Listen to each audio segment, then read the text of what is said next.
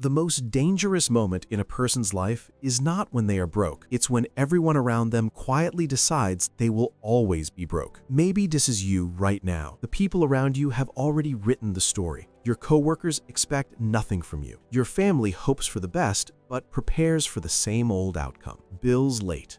Dreams postponed. Another year exactly like the last. And the worst part, after hearing it long enough, you start believing the same thing about yourself. But 1 year ago, a tired night security guard living in a small apartment above a pawn shop decided something was enough. Not louder, not smarter, not luckier, just enough. And the decision he made that night slowly changed everything.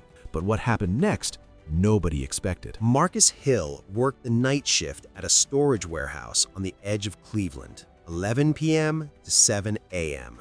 8 hours of walking concrete halls under flickering fluorescent lights, listening to the low hum of old ventilation fans, checking the same metal doors again and again. Most nights were quiet, too quiet. His boots were worn through at the heels. His phone screen had a long crack running across the middle, and his breakfast that morning had been a gas station burrito and cold coffee. Marcus lived on East 93rd Street, a narrow apartment above a pawn shop that smelled faintly of cigarette smoke and old carpet.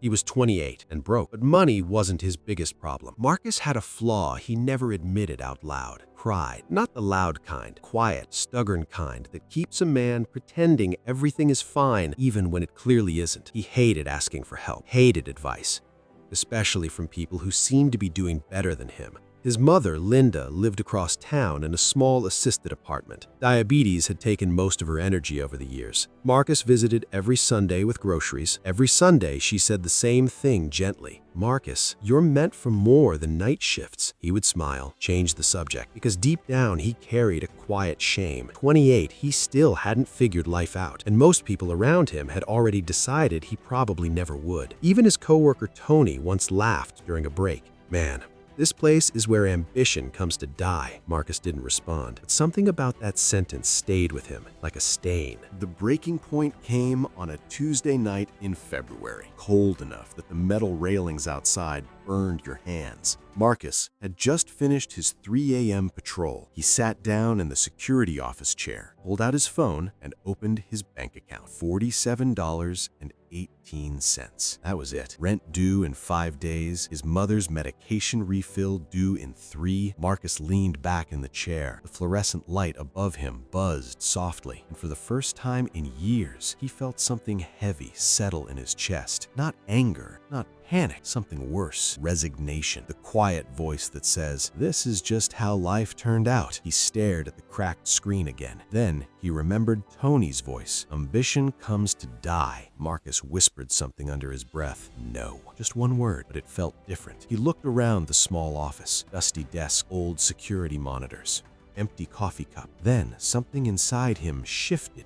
A simple realization: he wasn't tired of being broke, he was tired of accepting it. That night, at 4:12 a.m., Marcus made a quiet decision. No announcements, no speeches, just one thought: if nothing changes, nothing changes. And for the first time in years, Marcus decided to change something. The shift began with something small. During patrol, Marcus noticed a man sitting outside the warehouse gate. Older, gray beard, reading under a streetlight. Marcus approached carefully. "You can't stay here," Marcus said. The man closed the book slowly. "I'm waiting for my bus." Marcus glanced at the cover. It read, "The Psychology of Wealth." The man noticed his curiosity. "You read?" he asked. Marcus shrugged. "Not really." The man smiled. "That might be the problem." Marcus crossed his arms. "What's that supposed to mean?" The man tapped the book. "Most people think wealth starts in the wallet." He shook his head. "It starts here." He pointed to his temple. Marcus scoffed lightly. "If that were true, half the people I know would be rich already." The old man chuckled. "No, because they think the same way tomorrow that they thought yesterday." Then he said something Marcus never forgot. Poor thinking repeats days. Rich thinking builds years. Marcus stood there quietly, cold wind passing through the empty street. Finally, he asked, "What's in the book?" The man held it out. "Take it." Marcus hesitated. "I'll bring it back." The man smiled again. "Or pass it on someday." That night, inside the security office, Marcus opened the first page and read something simple. If you invest 2 hours every day into learning a valuable skill, that becomes 730 hours in 1 year. Nearly 4 full months of focused education. Marcus stared at the number, 730 hours. He thought about his shift. Most nights he spent half of it scrolling his cracked phone, complaining, waiting for time to pass. 730 hours. That number didn't leave his mind. By sunrise, Marcus had made another quiet decision. 2 hours every night. No excuses. For 3 months, Marcus kept the promise. Every night from 3 a.m. to 5 a.m. during quiet patrol hours, he studied personal finance, sales, negotiation, business fundamentals. His coworkers laughed.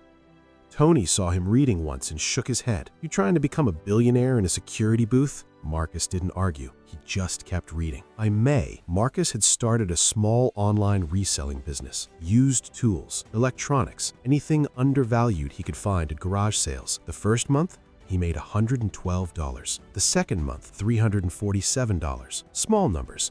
But something felt different. Progress. Then, dark moment came. One afternoon, Marcus visited his mother. She was weaker than usual. Doctor bills had increased. Medication costs, too. Marcus checked his savings that night. Still barely enough. For a moment, the old voice returned. "What's the point? You're still behind." He sat in the quiet office, book open, mind racing. Tony's words, bills, fear. And for the first time since starting, Marcus almost quit. But something stopped him. He remembered the number again, 730 hours. Marcus pulled out a notebook and wrote a simple plan. Not dreams, actions. He began waking up earlier before shifts to visit flea markets, studied pricing trends during lunch, watched negotiation videos at night. He practiced conversations out loud in the empty warehouse hallway. "Yes, I understand the condition, but I can offer $40 today." Sometimes he felt ridiculous, but he kept practicing. By month 6, his reselling business was making $900 a month. Still small, but steady. Marcus reinvested every dollar. Better inventory, better listings, better photos. He stopped buying small distractions,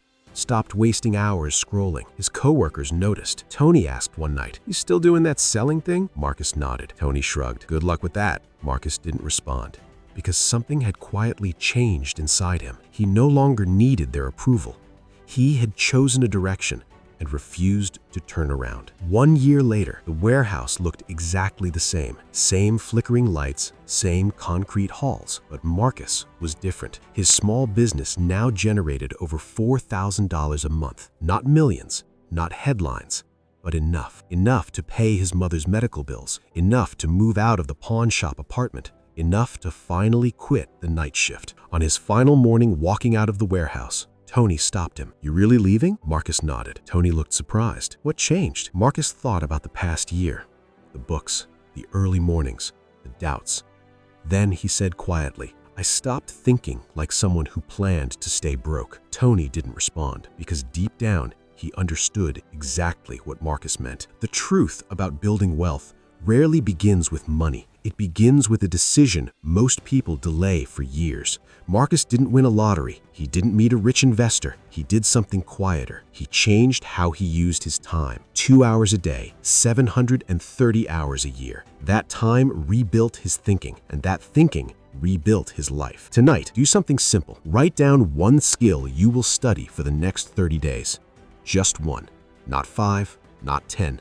1. Then protect 2 hours a day like it matters, because it does. Now tell me something in the comments. What is the one thing you keep starting but never finishing? Someone reading your answer might be fighting the same battle. And maybe this story reached you tonight for a reason, because somewhere out there, another person has already decided you'll always stay the same. The real question is, are they right?